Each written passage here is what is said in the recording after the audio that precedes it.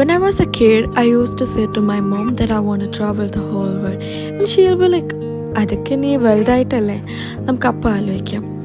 But being a Malabari Malu girl who want to travel the whole world, it's not that much easy.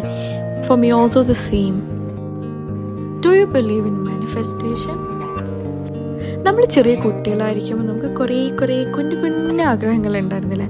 അങ്ങനെ എൻ്റെ ആഗ്രഹങ്ങളിൽ ഒന്നായിരുന്നു travel ചെയ്യാന്ന് പറയുന്നത്.